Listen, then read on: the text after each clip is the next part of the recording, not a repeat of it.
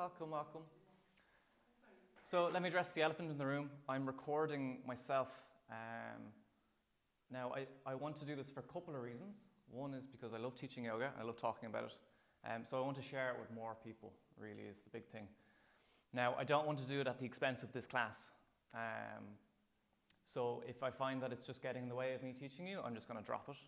But otherwise, I'm gonna keep going with it. And why am I doing it here and not at home? Couple of reasons. One, it's kind of forcing me to do it, you know. Sitting at home in front of the camera and just going blank and making mistakes and going on over and over again.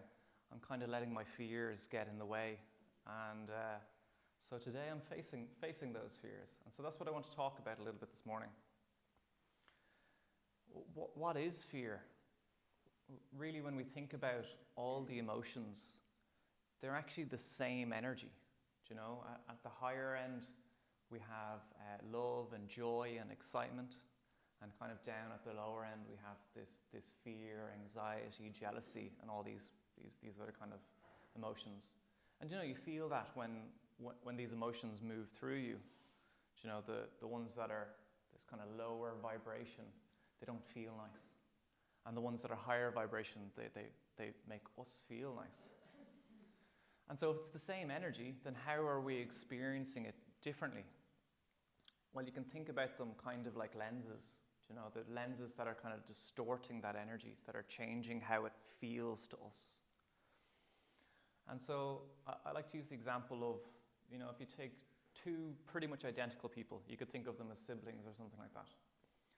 And you know, when we're young, we're not afraid of expressing ourselves. You know, we'll run around and dance and sing and kind of make all sorts of silly faces and that.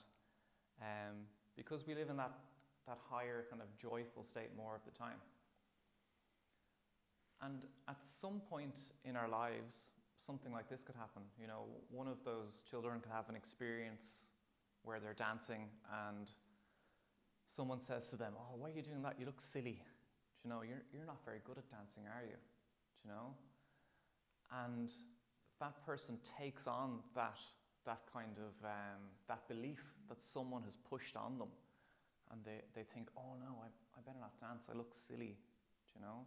Whereas that other child, or it could happen when you're an adult as well, was maybe encouraged to dance. They're like, "Oh, you look really beautiful when you dance," and they take that on as the positive belief. So the same people doing the same type of dancing, and they've just had a different input from different people. And so while this particular person goes on through their life kind of reinforcing that positive belief of, "Oh, I look good dancing and I feel good when I do it, so I keep on doing it," this other person may have an experience where they kind of parrot that belief that was pushed onto them. Now, the important thing to realize about this person is it's not their belief. It's someone else's belief that's been put onto them. So that's a clue as to how we can sort of figure out, why am I feeling this fear or this anxiety, you know, of dancing, for example. And so I'm going to use my own example here. You know, I'm afraid of recording a lot of the time and putting these videos out there, and as I sit and I kind of just notice that feeling of fear, because that's the important thing to try and get to the bottom of it, is not to try and ignore it and push it away and think, "Oh, I'm not going to be afraid. I'm just going to kind of get on with it," and kind of ignore those thoughts. What I do is I kind of sit and examine, you know, why am I feeling this? And start asking myself those kind of questions. And eventually you get down to an answer that, you know, as you were thinking it, or as you could write it down, it comes out and it sounds like nonsense to you. You're like, that doesn't make any sense.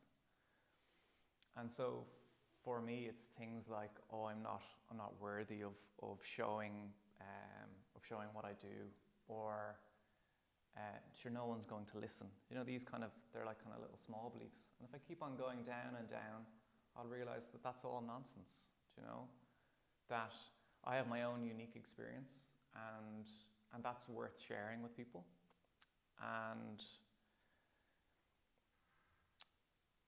And then if you can kind of find out what those beliefs are, you can transmute them in a way back into excitement. Do you know, that's the really interesting thing for me, is that fear and excitement represent themselves the same in the body. Do you know, it's this kind of like heart beating type thing. Do you know, when you're worried about something, you're worried about a speech that you might have to make, or going to an event that you're with people that you don't know. Do you know, you've got that tightness in your chest, that kind of heart beating. But think about a time where you were really excited for something. Oh, let me grab you a chair.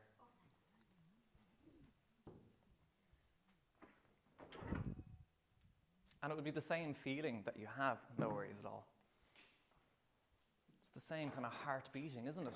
You know, it's that strong feeling in your chest. So physiologically it feels the same. But because of the emotion, we experience it very differently. So that's one of the ways that we can start to overcome our fears. First step is to start to pay attention to it. Just to notice it coming up. Don't try and ignore it. That's kind of like saying to you, don't think of the pink elephant. Do you know? It's the first thing that comes into your head. So if we think, I'll just leave that fear away, I'm not going to pay attention to it, it kind of just comes back stronger. Because it's actually an important thing to have these emotions. They're showing us something. They're trying to reveal something within us, those kind of beliefs that we have. So we pay attention to them and start to notice them. And the second step then would be to start to question what it is. Why am I feeling like this? Do you know, for that, the person that I talked about here who has that fear of dancing, they might say, you know, what am I so afraid of? Why do I feel this way? And they might think, oh yeah, I don't look good dancing. And they're like, oh, really? But I remember dancing as a kid, and I remember enjoying it, and I remember feeling good about it. So is it really that? Do you know, and these thoughts, these beliefs can be sneaky. They'll try and do everything to kind of hold you in that state of fear. So they might have a little bit of doubt and think, no, I must look silly when I dance. You know, I've heard it from someone else before.